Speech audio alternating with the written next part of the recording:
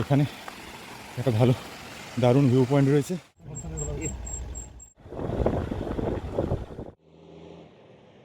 Morning everyone, এখন আমরা আছি ছত্তিশগড়ের জশপুরে।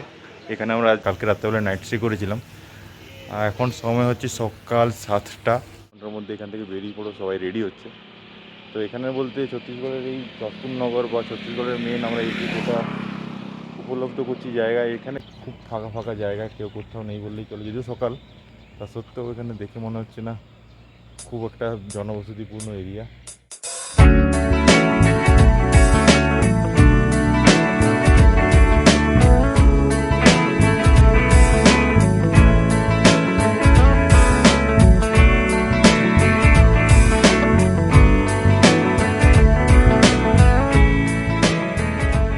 এখন আমরা যাওয়ার পথে ছত্তিশগড়ের NH-43-র উপর লৌড়ো ঘাটিতে রয়েছি।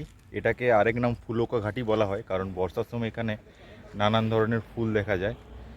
তো জায়গাটা খুব সুন্দর, ফাঁকা ফাঁকা জায়গা, এখানে জনবসতি খুব কম, এবং এখানে যে শাল গাছ শুধু নয়, আরও নানান ধরনের গাছ রয়েছে, সেটাই দেখতে খুব সুন্দর লাগছে।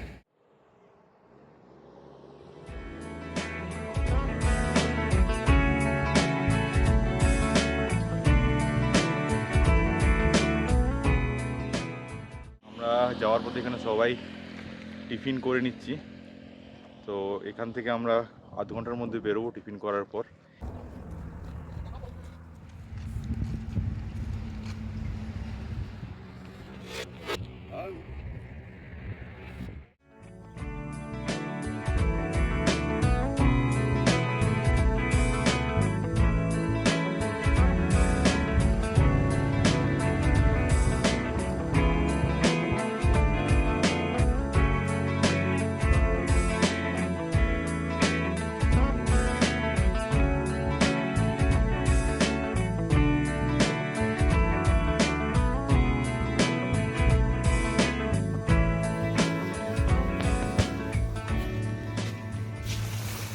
কি নিলাম?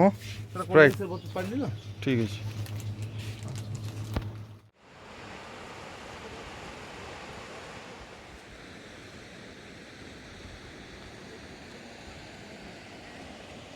পৌঁছেছি রাজপুর ফলসে। সকাল 8টার সময় বেরিয়েছিলাম জশপুরনগর থেকে, প্রায় 96 কিলোমিটার রাস্তা ওখান থেকে।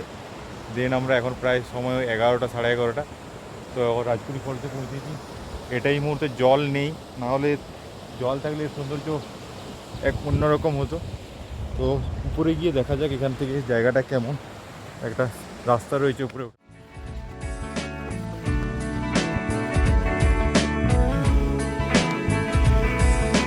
পৌঁছালাম বেশ কষ্ট করে। এখানে একটা ভালো দারুণ ভিউ পয়েন্ট রয়েছে।